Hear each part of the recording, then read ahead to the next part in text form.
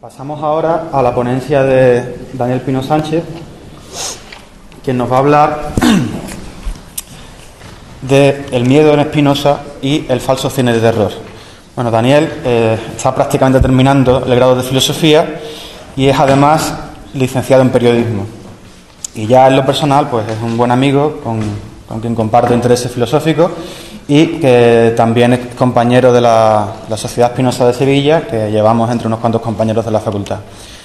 El tema de su ponencia es bastante interesante, sobre todo porque en la filosofía de Spinoza parece que la estética vendría a ser una suerte de asignatura pendiente, ¿no?, como algunos investigadores de calidad han tenido a bien señalar. De manera que Dani, tomando como ejemplo las películas Eyes Wide Shut de Kubrick y Cabin in the Woods, va a tratar de vislumbrar en qué medida la autorización que hace Spinoza de las pasiones y su relación con ciertos aspectos estéticos permitiría comprender estas películas. Es decir, se trataría entonces de aplicar en las categorías spinosianas en la lectura de este par de películas. De manera que sin más le cedo la palabra. Muchas gracias, José Pedro. Ya os he avisado, yo vengo de periodismo también. Yo sé que hablar de determinados autores en filosofía es un poco complicado e incomprensible. Yo voy a intentar trasladaros la misma sensación que tuve yo cuando me metí en esta locura de la filosofía. Pensad en los autores no como en una maraña de términos abstractos, conceptos rarísimos que no entendemos. No lo entendéis así, sino como un nuevo punto de vista. Los autores nos proporcionan una nueva perspectiva. Lo vemos todo siempre desde nuestro punto de vista hacia afuera, pues digamos que el autor concreto nos coge de los hombros y nos dice: ponte a mirar hacia allí de esta forma. Mi intención es, un par de películas, Eyes Wide Shut y Cabin in the Woods, enseñarosla de esta forma que os he preparado un programa, una sesión doble de cine, hecha con remakes, con guión de Spinoza, y en este caso dirección mía. Espero que os guste. Como la urgencia de las circunstancias les impide a los hombres muchas veces emitir opinión alguna, y como su ansia desmedida de los bienes inciertos de la fortuna les hace fluctuar de forma lamentable y casi sin cesar entre la esperanza y el miedo, la mayor parte de ellos se muestran sumamente propensos a creer cualquier cosa. Esta es una de las frases iniciales de una de las dos grandes obras de referencia de Spinoza, el Tratado Teológico Político, y el hecho de que abra con la cuestión de cómo se bascula entre la esperanza y el miedo ya nos da una pista de la importancia que para este autor, Baruch Spinoza, autor del siglo XVII, tiene la cuestión del miedo. Estos días pasados, a través de Paula, he intentado que la gente que no haya visto las películas, que las viera. Vamos a hablar de las dos y vamos a destriparlo un poco. Entonces, yo os pido ya perdón. He intentado los días anteriores, en medida de lo posible, que las vieseis para no destriparlas. Os lo digo porque yo el año pasado estuve a ese lado de la trinchera viendo las conferencias y me destrozaron un par de películas. También me dieron una visión más completa a la hora de abordarlas, y por lo menos si os la destrozo ya os pido perdón por adelantado, y por lo menos lo que os aporte, a ver si os da alguna pista para disfrutarla un poco más cuando la veáis, y sobre todo os causa curiosidad para verlas porque son dos películas muy a tener en cuenta.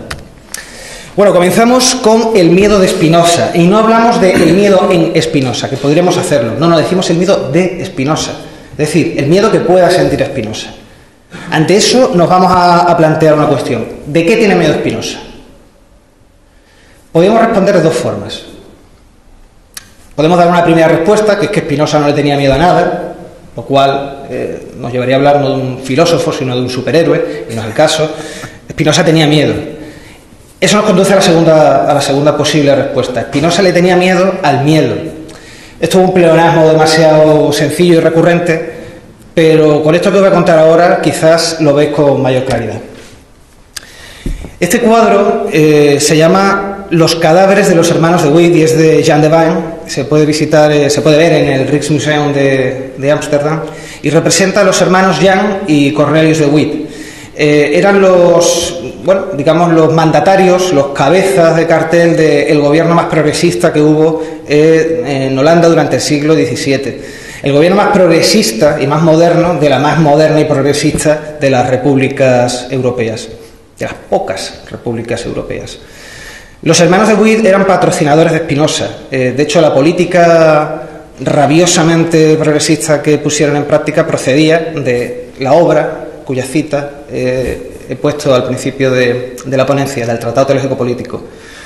Un buen día, una turba enfurecida, empujada por los calvinistas holandeses, entró en las casas de los hermanos de Witt, los sacó de sus casas, los apaleó, los colgó, como lo estáis viendo, los desollaron vivos y algunos incluso se comieron las partes que no se ven, se las comieron.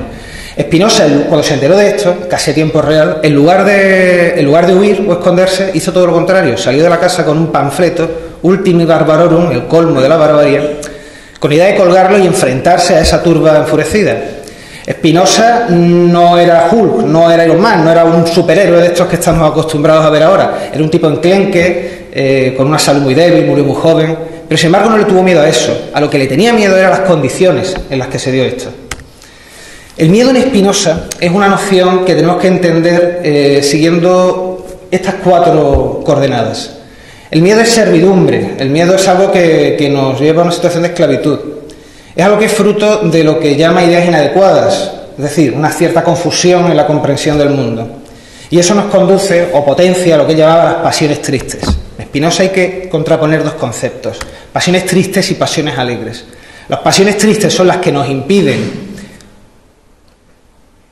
ser nuestro mejor yo, por decirlo de alguna forma, para no entrar en honduras filosóficas. Las pasiones alegres nos permiten ser nuestro mejor yo y las pasiones tristes nos lo impiden, ¿no? Entonces, para Spinoza, la cuestión de que sintamos miedo es una cuestión clave y absoluta que está muy determinada con la forma en que conocemos el mundo. Así que para que se proponga un mundo donde los individuos sean verdaderamente libres, no han de tener miedo, y para eso deben tener un buen juicio basado en ideas adecuadas. ¿Cómo pasamos de un estado a otro? ¿Cómo pasamos de la servidumbre del miedo a esa libertad de las pasiones alegres? Vamos a dar un par de notas filosóficas. No demasiado, pero por lo menos para que podáis seguirme. Si alguien no me sigue, me disculpo de entrada, pero lo intento dejar lo más sencillito posible. El esquema gnoseológico spinoziano, es decir, la teoría del conocimiento, la forma en que Spinoza entiende que comprendemos el mundo, se divide en 3 géneros de conocimiento, lo que él llama 3 géneros o 3 momentos de conocimiento.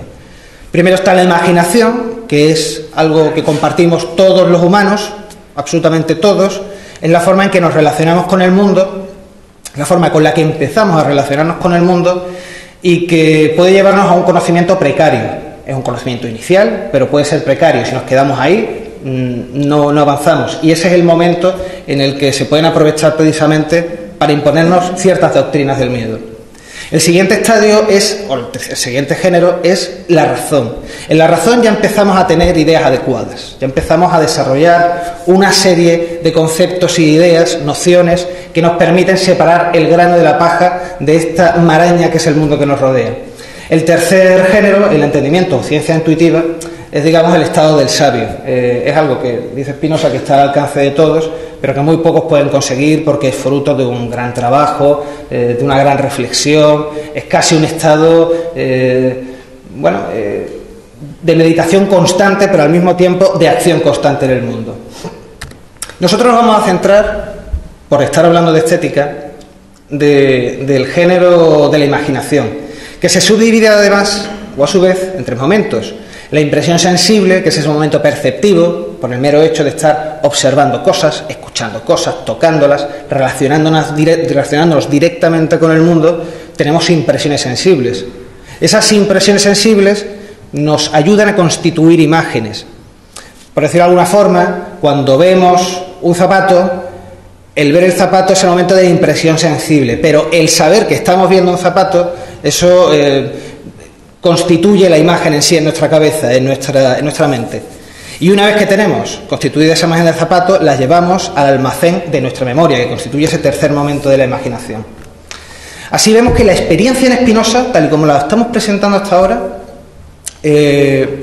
sigue una línea muy clara, ¿no? Desde la impresión sensible a la constitución de la imagen y de ahí a la memoria. Pero ese movimiento se puede invertir. Se ha invertido demasiado, parece. La inversión que tenemos en este momento, a este nivel de la facultad imaginativa, es la evocación. ¿Y qué es exactamente la evocación? Esto que parece que está unido con la experiencia. Spinoza dice, cuando veáis esto de E2, P17, estas señas tan extrañas, son las formas de nombrar la obra cumbre de Spinoza, que se llama Ética demostrada según el orden geométrico, y es una mezcla de proposiciones, axiomas, demostraciones, algo ciertamente difícil pero muy apasionante. Y aquí lo tengo nombrado por si alguien comete la locura de querer acudir al libro, leérselo e interesarse por él, lo puede consultar. Hay una cita dentro de este libro que dice: el alma es la mente, no hay ningún tipo de implicación religiosa o espiritualista, por alma entendemos mente, podrá considerar como si estuviesen presentes aquellos cuerpos exteriores por los que el cuerpo humano ha sido afectado alguna vez, aunque los tales no existan ni estén presentes. Y también dice que el hombre es afectado por la imagen de una cosa pretérita o futura, es decir, la recordamos o la anticipamos, por el mismo afecto de alegría o tristeza, por aquello que nos motiva o nos repele, por la imagen de una cosa presente. Estas dos experiencias evocativas, ¿qué es lo que nos viene a decir? Que nosotros, por el hecho de estar viendo, ahora por ejemplo, estoy viendo este móvil, yo puedo recordar otros ciertos móviles, traerlos al presente, y ese movimiento va a ser evocativo. Traigo al presente móviles, e incluso si yo estoy pensando en comprarme un móvil, yo voy a traer ese posible móvil que me compraré en el futuro, lo estoy trayendo también al presente, estoy evocándolo, tanto en una dirección como en otra. Y en cierto sentido, eso es una actitud experiencial. Hay un objeto que en el momento me está suscitando estas impresiones, pero a su vez estoy llamando a impresiones de pasado o futuro. ¿Cómo hacemos esto? Pues a través de lo que Spinoza, el propio Spinoza, llama la imitación de los afectos. Y los afectos no es ni más ni menos que cómo el mundo nos impone unas ciertas relaciones. Dame la mano. Esto es una cuestión afectuosa, le estoy expresando mi cariño, pero realmente aquí me está afectando de algo físico y a su vez emocional. El afecto no solamente lo entendemos a nivel sentimental, sino que es puramente corpóreo. Cuando se habla de imitación de los afectos, Spinoza lo que nos va a decir es que cualquier cuerpo externo o interno en nuestro propio cuerpo se ponga en contacto con nosotros, ya nos está afectando. Y en la medida en que eso nos suscita una respuesta imitativa, y cuando decimos imitativa es emularla tal cual, repetirla desde nuestro propio comportamiento, se habla de imitación de los afectos. Y dice: por el hecho de imaginar que experimenta algún afecto, una cosa semejante, ahí está la clave, semejante a nosotros, y sobre la cual no hemos proyectado afecto alguno, experimentamos nosotros un afecto semejante. Por el simple hecho de estar viendo, esto en neurología, por ejemplo, está muy claro cuando se habla de las neuronas espejo. Los niños pequeños, a un crío recién nacido le sacas la lengua y te va a sacar la lengua en respuesta. Está poniendo en práctica eso de la imitación de los afectos. Todavía no ha sido capaz de procesar determinados estímulos y actúa de una forma inmediata. Pero eso, cuando cualquiera de nosotros está viendo un partido de fútbol y le van a dar una patada a uno, coge y se echa un poco para atrás como si la estuviera recibiendo. Ahí está actuando también este mecanismo de la imitación de los afectos. Yo tengo la idea de defender que este proceso de imitación también se da dentro de los procesos experienciales que tienen lugar dentro de la imaginación. Así estamos viendo que experiencia, imitación y evocación están íntimamente relacionadas. Vemos que en esta relación se produce una serie de imágenes, gracias a las cuales imaginamos. Y a su vez, esas imágenes nos van a generar ideas. Las ideas sí que están a nivel de razón, son una cuestión más procesada, más elaborada, por así decirlo, y por formar parte de la razón no vamos a trabajarlas ahora porque tendríamos que estar mucho más tiempo. Seguro que vosotros queréis hacer otras cosas más adelante, dentro de un rato, y no sé si estoy capacitado para contaros todo Spinoza en un momento. Así que por el momento solamente os voy a pedir que confiéis en mí y que esas imágenes generan ideas dentro de la razón. Esas ideas, ya decíamos antes, pueden ser adecuadas o pueden ser inadecuadas. Si son adecuadas, el individuo puede llegar a ser libre, puede llegar a desarrollar un buen juicio y por tanto puede potenciar su capacidad de sentir pasiones alegres. Si son inadecuadas, por contra, el individuo va a acabar conducido a la servidumbre, a la esclavitud de juicio, por tanto a la confusión, y va a estar constantemente torpedeado, obstaculizado por sus propias pasiones tristes. Es en este nivel, el de la servidumbre, confusión y pasiones tristes, donde se sitúa la cuestión del miedo en Spinoza, que él mismo define como una tristeza inconstante que brota de la idea de una cosa futura o pretérita, de cuya efectividad dudamos de algún modo.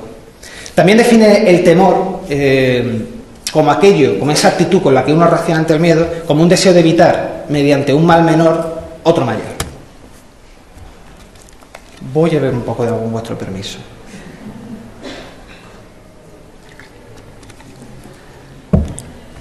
Espero que por lo menos este bloque os haya quedado un poco claro. Veo caras de interés, así que esto me lleva al optimismo y levanta mis pasiones alegres. Ahora hablaremos del falso cine de terror. ¿Por qué falso? Hemos cogido estas dos películas, Eyes Wide Shut y Cabin in the Woods. La cuestión de las apariencias, de lo que la película aparenta ser y lo que realmente esconde debajo de su narración y su puesta en escena, es lo que a mí me interesa para poder definir ambas películas como películas de un llamado, por mí al menos, falso cine de terror. En el caso de Eyes Wide Shut, la apariencia que toma la película es la de un drama sobre los celos, aunque aborda otros muchísimos temas. Digamos que el hilo central sobre el que Kubrick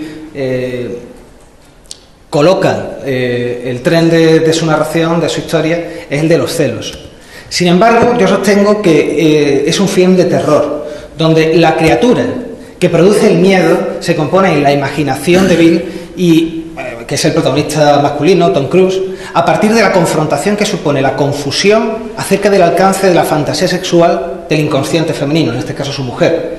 Si habéis visto la película, y si no os lo voy a contar, en un momento dado, la mujer de Tom Cruise, Nicole Kidman, en fin, rompiendo también un poco el eje de la narración en el momento en que se proyecta la película, le cuenta que en un determinado momento había tenido una fantasía que no llegó a materializarse, pero que fue realmente potente. Quería haberse acostado con un vecino que tenían en unas vacaciones, y bueno, le cuenta con todo lujo de detalles qué es lo que hubiera hecho, le hubiera abandonado incluso. Eso le provoca un delirio, como diría Spinoza, un delirio celoso, e inmediatamente después de que le haga esta confesión, él, que es médico, tiene que salir a atender una urgencia y empieza a darle al ronrón. Empieza a recorrer una ciudad, que esa ciudad no es ni más ni menos que esa proyección suya del inconsciente, en la cual él va transitando determinados espacios oníricos. Uno no sabe si está en un mundo real o un mundo onírico, pero a nivel de narración me parece que se puede sostener que es una Nueva York onírica. Va recorriéndola, confrontándose él mismo con las mismas operaciones del miedo que él está proyectando sobre ella, porque ella en ningún momento se acuesta con el otro, sino que él, imaginándola, está completando ese relato y al mismo tiempo viviéndolo en carnes propias. Él se va con una prostituta, bueno, la escena famosa que aquí tenemos de la orgía. Aquello que él quería evitar, precisamente por tenerle miedo, acaba provocándolo. Es un tipo de cine de terror que me parece que es muy común encontrar este tipo de películas.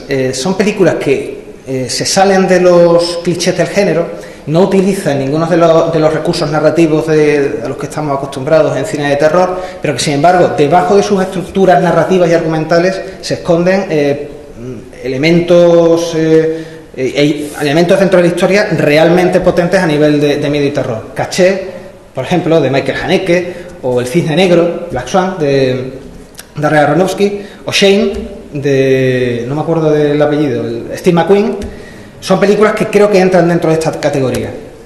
Por otro lado, también dentro de este falso cine de terror, tenemos Cabin in the Woods, que aparentemente es un film de terror adolescente, al estilo de Scream o películas de este género, de este tipo. Pero en realidad, y ojo con esto le va a gustar mucho a Pablo precisamente, debajo se esconde una sátira postmoderna acerca de los propios mecanismos del miedo, es decir, cómo nos comportamos nosotros cuando tenemos miedo y qué es lo que lo provoca. Yo lo que he encontrado aquí es que se produce un subrayado evidente de los clichés del género de terror, que sirve además como indicio para que el espectador practique una distancia irónica ante el relato, con objeto de patentizar dos niveles de narración manifiestos y cómo la relación de dominio de un nivel sobre otro acaba por equilibrarse cuando los personajes sometidos al miedo acaban siendo conscientes de la propia estructura del relato. A este nivel, pues, otros ejemplos de este falso cine de terror, películas que aparentemente son de terror, pero que en realidad esconden otra cosa, son Arrástrame al infierno de Sam Raimi, La niebla de Frank Darabont o En la boca del miedo de John Carpenter, aunque realmente todo John Carpenter es de este género, ¿no? Vemos que se invierten entonces esas estructuras del miedo. Si recordamos esto que habíamos comentado antes de cómo funciona la estructura imaginativa de Spinoza, veremos que a nivel de obra artística, la experiencia, cuando vemos una obra de arte, cuando vemos una película, la experiencia supone la recepción del objeto artístico. La evocación es la apelación a aquellas experiencias que nosotros hemos tenido en nuestra vida cotidiana. Y la imitación es que en la medida en que vemos a los personajes de la película realizar determinadas cosas, nosotros las vivimos interiormente y nos sirve para, digamos, vivirlas en un mundo virtual. Así, por ejemplo, cuando vemos los mecanismos de experiencia, imitación y evocación, en la película de Kubrick, vemos a Tom Cruise dando un paseo por la calle, encuentra a una pareja liándose, besándose, y él instantáneamente imita ese comportamiento en su imaginación y evoca en su imaginación cómo su mujer se está acostando con el capitán, aquel que le cuenta que tenía una fantasía y demás. Él experimenta celos como miedo. Y aquí, bueno, podéis echar un vistazo, creo que se ve bien. ¿Se lee bien? Se lee bien, ¿no? Podéis ver cuál es la definición, un par de definiciones de Spinoza acerca de los celos en relación al miedo. En el caso de Cabin in the Woods es la relación de necesidad. Un nivel que son unos individuos que están controlando a unos chavales que se van de fin de semana, les van controlando y les van condicionando para que ejecuten una serie de cosas creyéndose ellos libres, pero que en realidad no lo son. Es como el trazado de la naturaleza que nos lleva a hacer cosas de las cuales nosotros no somos conscientes, pero que aún así estamos cruzados por ellas. Da igual que seamos conscientes o no. Realmente, dice Spinoza, no somos libres. Estamos empujados por condicionantes internos y condicionantes externos. Y hay una escena, de entre las muchas de la película, que ejemplifica muy bien esto. Hay un momento en la película en la que llega a decir que... sí, termino esto y lo termino. Habla de un juego necesario en el cual lo están empujando, habla también de cómo a una chica que no se quiere acostar con el novio le lanzan una niebla, como en las películas estas de serie B, una niebla de feromonas, y un individuo que realmente sí es capaz de verlo pero nadie le cree, ¿no? Una cosa que también Spinoza tenía, con la que tenía que driblar en su momento. Por último, el cierre y conclusión lo tenemos aquí. El miedo como una expresión de ideas confusas e inadecuadas. Tenemos miedo porque no comprendemos las cosas. Eso nos lleva a la servidumbre y, por tanto, en un momento u otro, a las pasiones tristes. Si conocemos, como nos propone Spinoza, que estamos cruzados por cuestiones que nos empujan a hacer determinadas cosas, eso nos va a llevar a una situación en la cual vamos a eliminar el miedo de nuestras vidas. La obra artística, creo yo, nos permite precisamente conocer esas condiciones. Nos propone unos mundos, nosotros los experienciamos y eso nos enseña a dejar de tener miedo. Por último, muchas gracias y espero que os haya gustado.